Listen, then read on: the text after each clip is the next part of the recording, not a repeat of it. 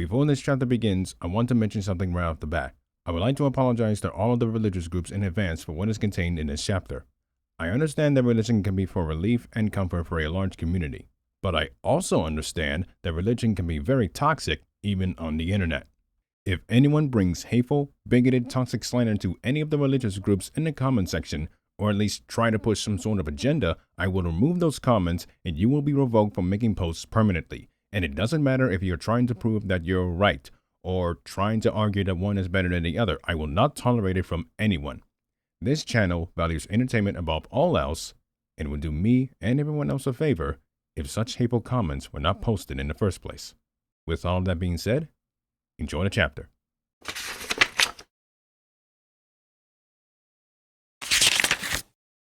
So, what happened next? Well, I secretly got into politics. Unlike Zanoff, however, it was my decision to do so. Mainly because I grew tired of cleansing sinners.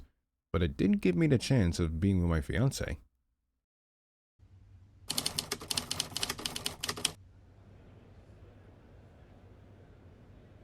"650 members packs the British House of Commons. The Speaker of the House, Geoffrey Ramsey, stands up with a piece of paper in his hands. Order! Order! The members of Parliament, MPs, go silent at the Speaker's request. Before we begin the Prime Minister's questions, I would like to introduce a new member to the House. Former Archbishop of the Irish Catholic Church, Sir Francis McIntyre. A cry of hear, hear goes out as the man stands up and nods his head to everyone. Thank you, Mr. Speaker, for this amazing opportunity, and I wish for all of your lives to be more prosperous than ever before. The MPs let out a joyful hear, hear. And I believe it is time for Prime Minister's questions. So, let me start off by saying, Question 1, Mr. Speaker. McIntyre sits back down. Yes, indeed. Prime Minister Stephen Chamberlain. The British Prime Minister stands up to the PM's box with a microphone sitting behind it. Thank you, Mr. Speaker. To continue the discussion from yesterday, the entire House was discussing the possibility of a united Ireland. However, we kept running into problems of different opinions. I, for one, denied the possibility, while the leader of the opposition says otherwise. Now, why is that? Chamberlain sits. And now we come to the leader of the opposition, Dave Fletcher. Fletcher stands up to the opposition box as the MPs cry hear, hear. Thank you, Mr. Speaker. And, if I may, I believe I have evaluated on the reason for the Prime Minister's no. It is because, Mr. Speaker, that he believes that it will cause only chaos within the regions of Northern Ireland. Now, can you please tell the Prime Minister that his argument has no foundation or proof that it would be the case? Fletcher sits and Chamberlain stands. Mr. Speaker, I have made my point very clear, and I understand that the leader of the opposition is Irish-born. He must understand that a combined Northern Ireland and Republic of Ireland will cause more chaos than in this current difficult time.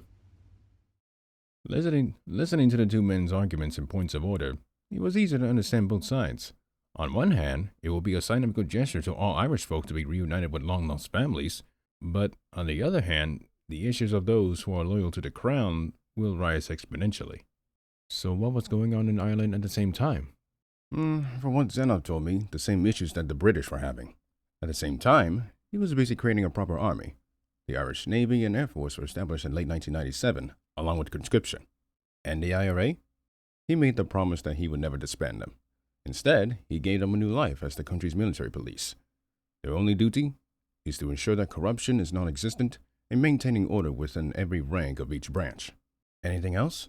The Irish Crusaders, soon to be called the Celtic Crusaders. The what? A new branch that combines old medieval and modern warfare on horses, and they can be independent or work in tandem with the army. What, does he think that he's back in the Middle Ages or something?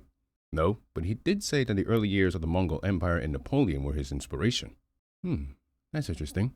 Anyhow, there have been rumors of my brother taking power away from the other political parties. A very worrying sign. They even made me concerned for him.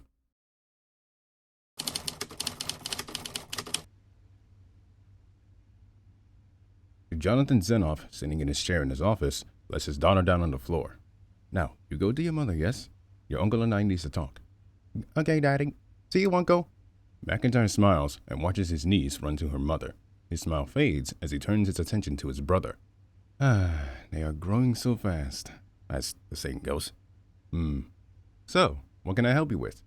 I have been hearing rumors that has been going around. What kind of rumors? Rumors of you taking power away from other political parties and alienating the religious folk in the country into something new. Well, I do not know where those rumors came from, but both are false. This country has a policy of religious tolerance, and I had no say in giving the Celtic Party more authority and power. The Celtic Party? You left Sinn Féin? Not exactly. Sinn Féin evolved into the Celtic Party, though the name does remain as an alternative. Well, is the party's priority the same? Yes, indeed. I do not know about this. Brother. Zanoff stands up from his chair, walks around the desk, and places his hands on Francis' shoulders. Everything will be all right. I assure you. All right. Even now, I wish he had made what he said into a promise. Little did I know at the time, as the new millennium dawned, a new ideology was created. Celticism. What? The idea that all Celtic-speaking people should be united as one. The Celtic Republic of Ireland was proclaimed and recognized as a nation. But that was not the warning sign. The real warning sign was that the newly named Celtic Irish started believing in the idea that Bagan is the one and only God, thus creating the term Baganism. Well, that's kind of ridiculous. Not as much as the reaction to the new ideology and religion. The British and Europe sees the former as another version of fascism or communism. And as for the latter, well, let us just say that the Protestant Christians, Catholics, and Orthodoxy did not take kindly to this new religion.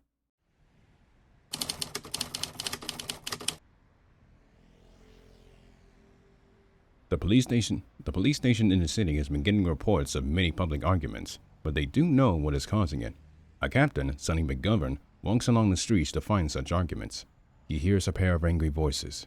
He rushes over from the corner and spots two priests throwing hate and insults. Hey, what's going on here? Officer, arrest this abomination! What for? For believing that this Bagan is the one and only God. How preposterous! Well, unlike your God, our God actually exists, and he will bring salvation to us all. Have you forgotten about Bagan's Halloween terror? He was cleansing the sinners in Northern Ireland for their horrific acts, something that you pagans will never understand. How dare you!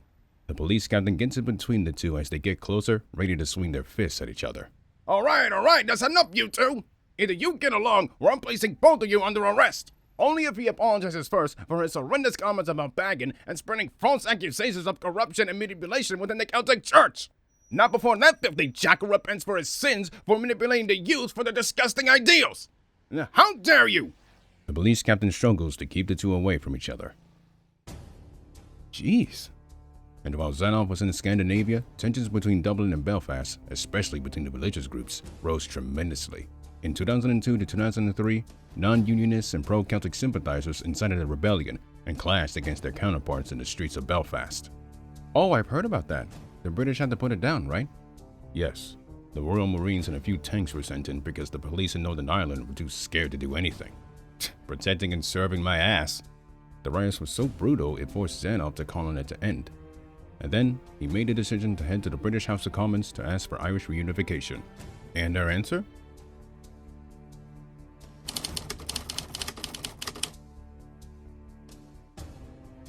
Standing in the middle of the packed, live chamber in front of the table with his wife and daughter in the audience and brother sitting on the left side of the House, Jonathan Zanoff presents the MPs on his Irish reunification plan. And so members of Parliament, once Ireland is whole once more, the violence between religious groups will end in a peaceful manner. However, if the Unionists wish to express their discontent, then they will be given the option to move to the United Kingdom or mainland Europe. If it fails, however, then the chances of violence becoming worse than during the Troubles is guaranteed, and it could possibly affect all of the British Isles. So please, honorable and right honorable gentlemen, Mr. Speaker, and those in the audience, I call upon you to make the right decision. Thank you.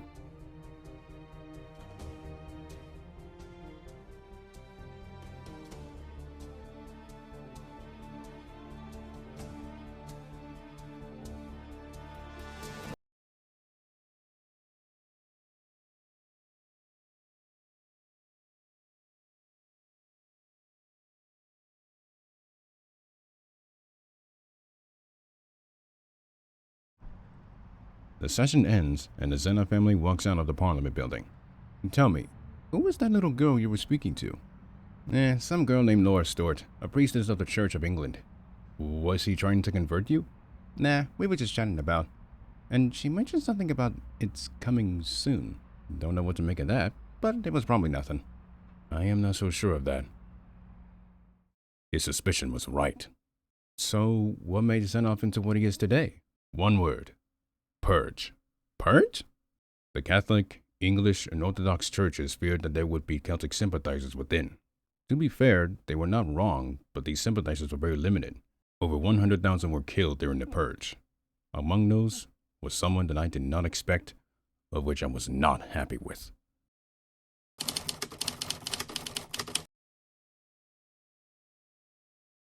Upon arriving at his brother's home, he spots a trail of blood on the front porch leading inside. Oh no. He runs up on the porch and barges through the slightly open door. Zanoff! Amanda! Jennifer! He hears the cries of his niece as well as more blood. He runs up the stairs and continues to follow the trail. He comes to the master bedroom and sees the door already open. Looking inside, he sees Jennifer crying, and in front of her is a massive box. A box of the corpse of her mother. On the side of it is a note that reads, "More will fall if you continue your efforts." My God! He rushes and cuddles his niece. It is okay, honey.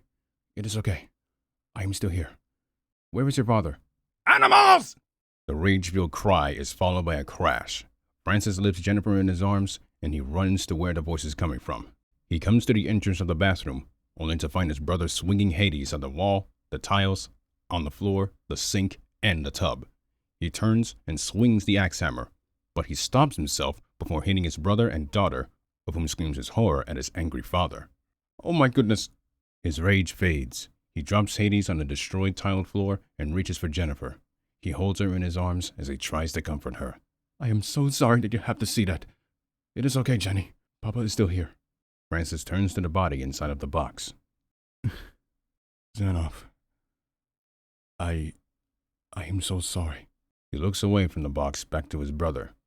He looks into his eyes, and right away, he notices something with just one look.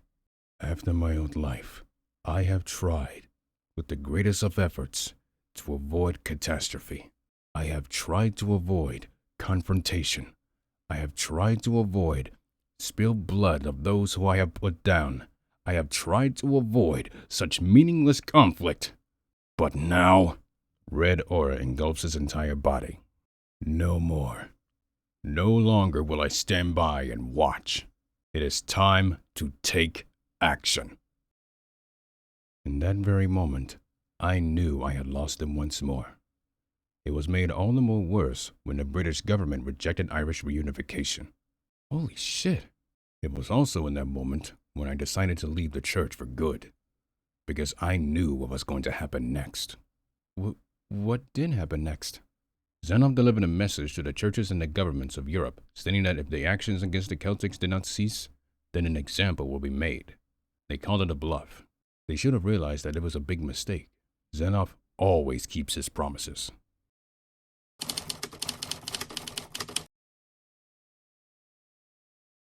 Ursula Aquinas, a former member of the Roman Catholic and a current member of the Anglican Church of Necessarius, walks down the main hall. She spots the leader of both, Laura Stewart, brushing her extremely long blonde hair. You seem to be more confident than before. Stewart turns to her and sets the brush down. Well, I managed to get through that Zanoff. I have to say, it was really enjoyable to see his reaction, and all I had to do was convince Ignacy to do it. I'm not sure about this. What do you mean? Well, with this warning that he gave all of Europe and the churches, don't you think that you're messing with someone of the unknown? Laura places the brush on the table next to her and stands from her seat. Listen, I faced many individuals. You know this. They claim to be the unknown, yet they turn out to be nothing. The two feels a slight rumble. The rumbling becomes louder and louder, making the two look around. It must be the Royal Air Force. Strange. They should be flying high above the ground. The jet in question flies over the cathedral. The two can hear it fading away. What a bunch of show-offs. Something smashes through the roof. Large amounts of dust kicks up when it clashes on the floor. The smoke clears and the girls look like will crash through the roof. It reveals a pair of bombs that were released from the fighter jet that passed over the cathedral. Laura and Ursula runs to a safe distance. But then, the first bomb explodes after being on a time fuse, followed by the second bomb. Both explode at a yield of 2,000 pounds each. The explosive force knocks away the surrounding and passing pedestrians, shattering windows and setting off mini car alarms. Inside, the force launches both Laura and Ursula off of their feet and smacks against the wall. Half of the roof collapses and the debris crashes on the ground below. Many pedestrians, close and far away, comes out of their businesses and homes and stare out upon the rising, billowing black smoke. Within the cathedral, nuns runs out into the main hall and becomes shocked and horrified at the state of the building. They run to Ursula, getting up from the floor. Sister, are you okay? I'm okay. Goodness. Did the Air Force accidentally drop one of their weapons? Laura picks herself up and immediately stares at the ceiling, which is no more. In fact, half of the cathedral is gone. Clearly, somebody is going to be fired. I find that to be very unlikely, considering they are only following the orders of my Air Force command. All of the nuns and Laura hears the voice of the Irish president. They spot the shadow of the man stepping out of the smoke. How do you like my new aircraft? It is called the AF-89 Falcon, a special attack fighter that delivers its payload even at Mach 2. That aircraft was very useful because it was perfect to meet you in person. Laura stands to her feet. The young girl's fury grows. Her blonde hair starts glowing and lifts. The nuns, except for Ursula, conjures magic in their hands and prepares to launch them at Jonathan. You dare to bomb a place of worship. I will have your head hung by your neck for your crime! Her long hair lunges at him, with each tip glowing like a light bulb. Zanoff's eyes does not veer away from her, nor does he move a single muscle. Numerous explosions engulfs him. The other nuns follow suit, throwing spells at the man, exploding on impact. If you think that you can just walk in here and expect to get away with it, you have another thing coming! Her hair retracts, and the nun stops throwing spells. Now do you see? Now do you see? You are nothing but a pawn, an obstacle that needs to be put down permanently. I don't care what kind of person you are. Your actions will never go unpunished. Really? Well, it seems to me that we have something in common. The smoke disappears. The flames are absorbed into the blade of Hades. Zanoff remains where he stands, wielding Hades above his head. Laura goes from arrogant cockiness to utter shock almost instantly, and the nuns are stunned as well. Without looking away from Laura, he throws the flaming Hades. The weapon misses Ursula, but slices the heads of all of the nuns clean off before attaching to the wall behind him. It becomes engulfed in flames as the headless nuns falls over. A sense of fear and horror takes over Ursula and Laura's emotions. Zanoff himself has not looked away from the ladder and takes his first steps towards her. Also, is that what you really think of me? A man who is some sort of obstacle or pawn that you can overcome like the ones who came before me? A man who should obey everything that the Catholic, English, and Orthodox churches tell him to do. A man whose country's religion is nothing more than a scam, a cult, and a disgrace. The flames intensifies, setting more of the cathedral's walls on fire. You have no idea who you are dealing with, do you? No, you do not. So let me inform you on who it is you are dealing with. And what I am about to tell you is the brutal, honest truth. He continues to walk slowly to her. Laura fearfully steps back from him. I am a man who is able to keep his promises to the people that he is very close to. That includes the people of the Celtic Republic. I made a promise to unite all of the country into one, without any qualifications that are claimed to be unnegotiable. And that is what I am doing.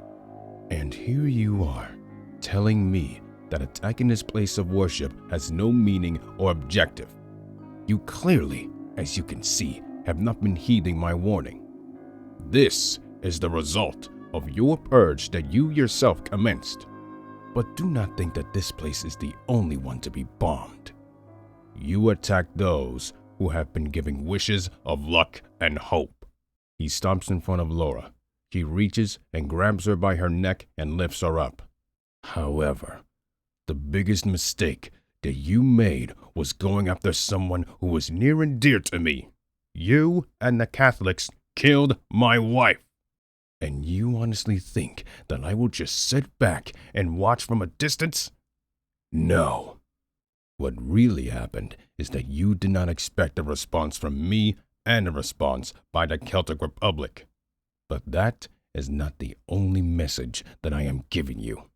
She looks into his eyes and can see the death stare looking directly at her. I swore on Amanda's grave that I will protect the only thing that matters to us. You took away my wife, so I am returning the favor. From this day forward, everything and everyone will be taken away from you, regardless of whether or not you live to see it. He reaches his right arm behind him. Hades flings off of the wall and back into its master's hand. What you saw was your first taste of what is to come. But that is not the only one. Hades glows hot red, and he holds it next to Laura's left side of her face. I will be saving you for last. And this will be a little reminder if you dare come any closer to her. He places the hot blade of Hades against her face. Laura screams bloody murder and horrific agony. And Jonathan, wait! Have mercy! She never earned nor will ever receive it. He lets go of her neck and grabs her long hair. He removes the blade from Laura's left cheek and cuts most of her hair off with these, leaving Stuart's hair much shorter. Zanoff grabs her neck again and throws her. She crashes onto Ursula and the two collapses to the floor.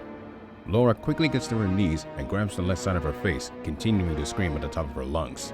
More nuns come into the main hall and sees not only the state of the cathedral, but Laura holding her burnt face. She and Ursula turns back to Zanoff, but upon doing so, he is no longer there. Holy shit. I don't like her too, but even I thought that was going too far. And Zanoff wasn't lying. The Celtic Republic did not just bomb St. George's Cathedral, but St. Peter's Basilica as well. Needless to say, there was a lot more hatred towards the Celtics in their actions, especially from Poland, France, and Spain. Not hard to see why. But why didn't you get involved? It is not because I did not want to, it is because I did not want to make it worse. But the Catholic Church seemed to think otherwise. But by then, I already made my decision.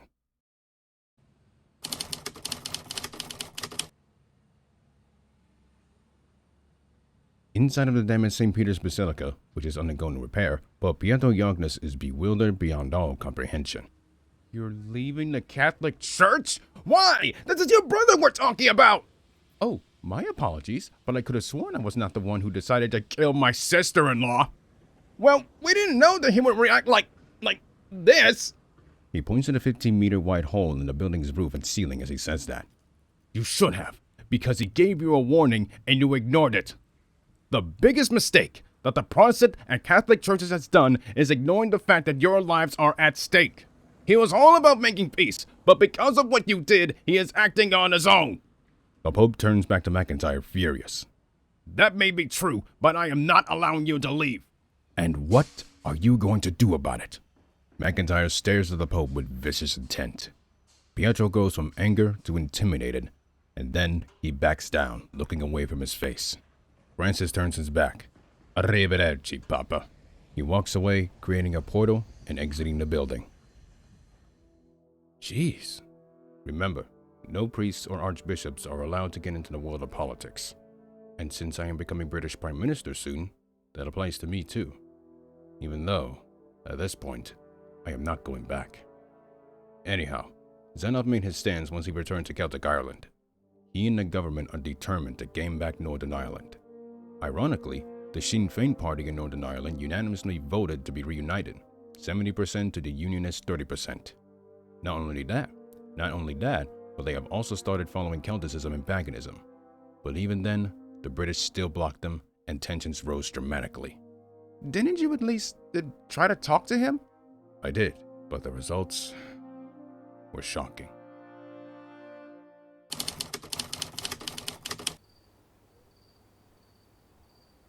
Both brothers stand against one another on one of the hills of the countryside, with the bright lights of the Irish capital shining bright beside them. The wind picks up slowly and blows on Zanoff's black hair and green and white suit, and McIntyre's white hair and green and black suit. On the latter's face is full of disbelief. So, that's it then. You are going to war. What other option is there? If I let this continue, Jennifer will be next. You know that. Yes, I do. But there has to be another way. Zanoff looks away from his brother and brushes his black hair back. My goodness. You know what will happen to you once you go down this path, right? I am fully aware. But things have forced my hand, and I have been pushed for too long. I made a promise. Everything and everyone will be taken away from them. Does that include me? Zanoff looks at him shocked.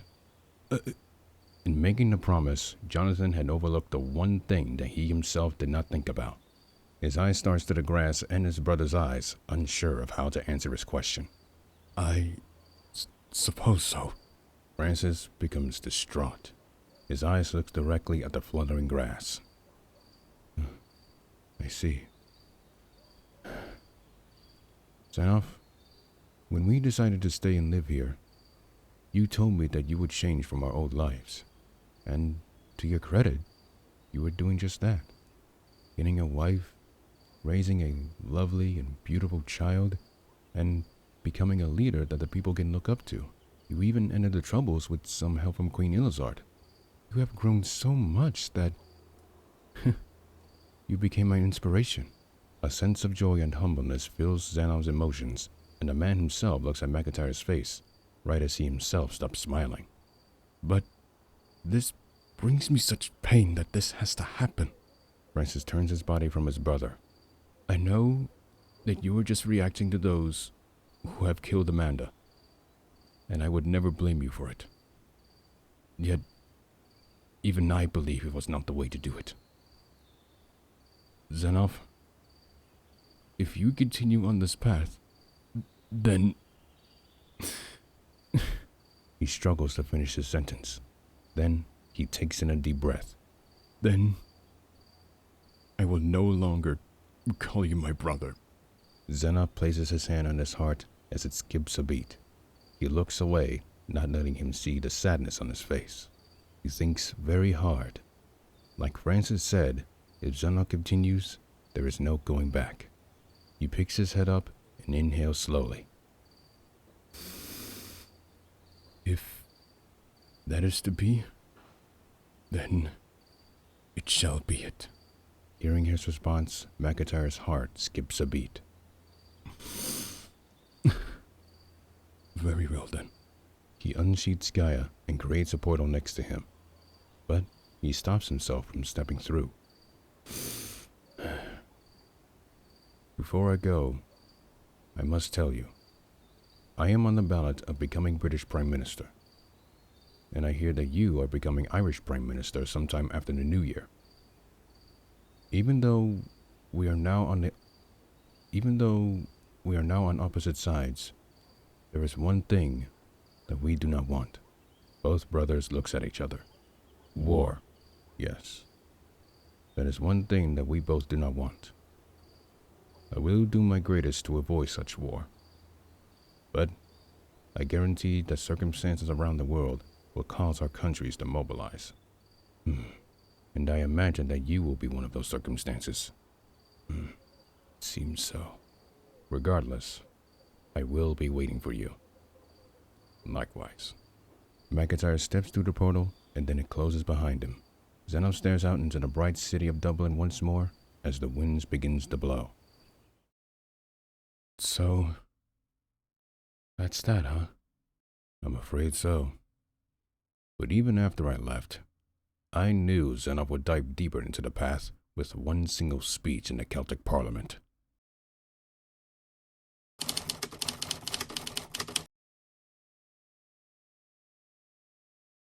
Standing in front of a packed chamber of members of senators, Zanoff speaks into the microphones and on live TV. Senators and the people of the Celtic Republic, it has come to my attention that recently things have become more clear than ever. What do I mean by that? It is because I have found the real enemies. I am talking about those heretics of the Catholic and Christian faiths. Wretches disguised as believers and worshippers of the English Church and Roman Catholic Church, and pretenders to sheep's clothing that is the United Kingdom.